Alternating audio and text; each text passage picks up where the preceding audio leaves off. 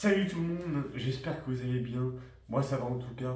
Bienvenue sur cette nouvelle vidéo, sur cet épisode 3 de la saga Euro. Donc là, des retours sur les matchs qui nous ont fait vibrer ou non, parce que c'est aussi important d'en parler.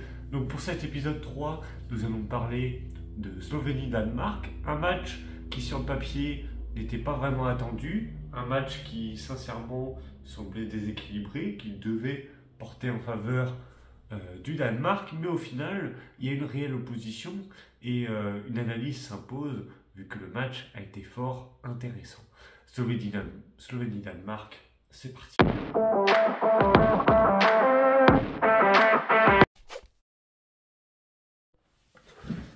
Donc voilà, comme je l'ai dit en introduction, Slovénie-Danemark semblait clairement marqué en termes de différence entre les deux nations. Sur le papier, la Slovénie n'a plus participé à un euro depuis l'an 2000 et la victoire de l'équipe de France, sacrée date. Et en face, c'était le Danemark qui s'y opposait. Donc le Danemark a été vainqueur de l'euro en 92, donc ils ont une véritable expérience. Mais plus récemment, ils sont allés jusqu'en demi-finale contre l'Angleterre. Et malheureusement, ils ont échoué. Mais, enfin malheureusement, ça c'est un point de vue personnel. Mais voilà, le Danemark est connu pour de beaux parcours, notamment à l'Euro. En Coupe du Monde, c'est plus compliqué. Dernière place dans le groupe de la France à la Coupe du Monde au Qatar en 2022. Mais voilà, le Danemark arrivait pour ce match avec de sacrés joueurs. Et on a pu voir les compositions avec notamment Schmeichel dans les buts, Vestergaard et Christensen en défense, Eriksen en milieu offensif pour son retour, notamment, et puis une vraie arme offensive de la jeunesse danoise, le mancunien Rasmus Højlund. Et donc voilà, l'effectif danois se renouvelle et donc présentait un vrai risque pour la Slovénie qui, elle, faisait avec ses forces, mais qui arrive avec des joueurs quand même qui ont un certain statut, une certaine notoriété. On peut penser à Jan Oblak dans les buts, le vétéran de l'Atlético Madrid, ou même tout simplement le buteur, le duo plutôt, Sporar, qui lui fait des bonnes performances dans les deuxièmes divisions européennes, et accompagné de la star montante de cette équipe slovène, donc Benjamin Sesko de Leipzig. Donc, ces deux équipes diamétralement opposées, mais pour autant, le foot nous l'a montré et c'est pas scellé sur le papier.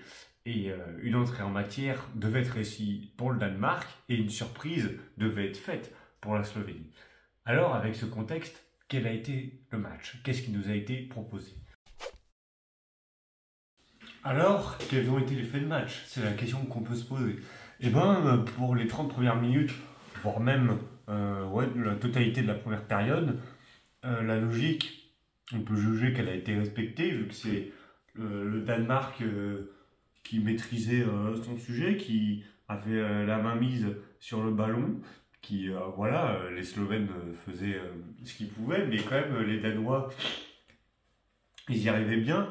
Et ils ont été sanctionnés par l'ouverture du score et un manque de concentration de la défense slovène sur une touche, donc avec une déviation de Jonas Wind, si je me rappelle bien, et qui s'est conclue par un tir croisé de Eriksen, laissant pantois Jan Oblak. Donc dès la 17e minute, les Danois marquaient le clou, et les Slovènes, à partir de ce moment-là, ont été obligés de réagir. Et c'est là que vraiment le match s'emballait, dans le sens où les Danois faisaient continuer de donner la partition sans forcément être tranchants offensivement. Par contre, les Slovènes se sont vraiment libérés. Avant le but danois, il y a eu un missile, mais vraiment un vrai missile de Benjamin Sesko qui a fleuré le poteau gauche de Kasper Schmeichel. Ils ont été punis derrière, mais au-delà de ça, la Slovénie proposait un jeu qui était vraiment intéressant après le but. Ils se sont vraiment libérés. Donc voilà, Avec cette première période, la Slovénie a des motifs d'espoir. Voilà, elle arrive à faire des choses, elle arrive à produire du jeu et parfois même à inquiéter l'arrière-garde danoise. Et justement, cette deuxième période va être dans cette continuité. Accent dessus cela, les Slovènes vont pousser, ne vont pas lâcher le morceau, vont vraiment faire du beau jeu, de continuer à avoir de l'allant offensif. Et finalement, ça va finir par payer, vu que tout d'abord, à la 76e minute, il y aura vraiment un coup de massue pour les Danois, avec un poteau d'un autre missile de Benjamin Sesko. S'il était dedans, ça aurait été peut-être l'un des buts du tournoi. Je pense qu'il aurait pu être nominé, mais ça a fini sur le poteau. Et juste derrière, la balle part en corner. 77e minute, corner slovène. Donc c'est le second poteau. Et là, il y a une demi-volée slovène de Janza et qui est déviée par le postérieur de Jungland. En tout cas, elle est déviée. Et ça finit par tromper Kasper Schmeichel. Donc là, à ce moment-là, c'est la furie côté slovène parce que c'est la consécration d'une magnifique deuxième période. Alors, ils n'ont pas été tranchants tout le temps. Comme je vous ai évoqué tout à l'heure, Sporar, il a continué à beaucoup vendanger. Il a raté des occasions qu'on peut juger d'immanquables, mais en tout cas des situations chaudes, à minima. Donc, parce que Sesko n'a pas toujours été trouvé tout le temps. C'est surtout Sporar qui, par ses déplacements, par son sens du jeu, par ses efforts, a beaucoup donné. Et malheureusement, dans la finition, il n'a pas toujours été au rendez-vous. Mais voilà, à force de pousser, à force d'avoir des initiatives, de construire, de vouloir la sécurité, parce que voilà, si on n'a pas la folie dans le jeu, on ne prend pas de risque pour se faire contrer derrière. Bref, sécurité, initiative et explosivité, parce qu'il y avait beaucoup de courses. Et ben voilà, les Slovènes ont réussi à mettre en danger les Danois et ça a payé par loin partout. Voilà, parce que les Danois n'ont pas réussi à enfoncer le clou derrière. Donc on se retrouve avec une Slovénie qui prend un très bon point contre le Danemark, ce qui n'était pas évident sur le papier vu la différence entre les deux équipes. Et pour commencer le tournoi, alors qu'on s'attendait à une défaite qui n'aurait pas été honteuse de la part des Slovènes, et ben ils se retrouvent avec un point. Le meilleur reste à venir pour eux. Alors la suite, quelle est-elle? Et ben pour la Slovénie, pour commencer, elle ira affronter la Serbie.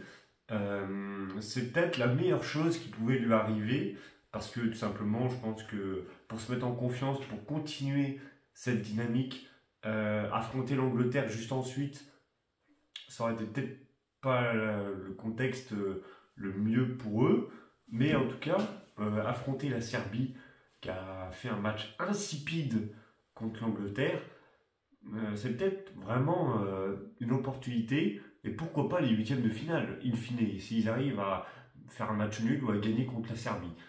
Sincèrement, tout est possible, ils n'ont pas à rougir de leur prestation contre le Danemark, donc si ils confirment cette prestation une nouvelle fois contre la Serbie, franchement, pourquoi pas? Franchement, pourquoi pas?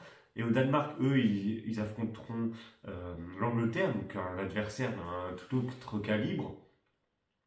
Donc l'Angleterre aussi qui a fait un match insipide, mais qui a été sauvé par des individualités telles que Bukayo Saka ou Bellingham. Mais l'Angleterre, même si elle n'est pas à son meilleur niveau, ça reste quand même l'Angleterre. Elle a un certain statut, un certain niveau de joueur.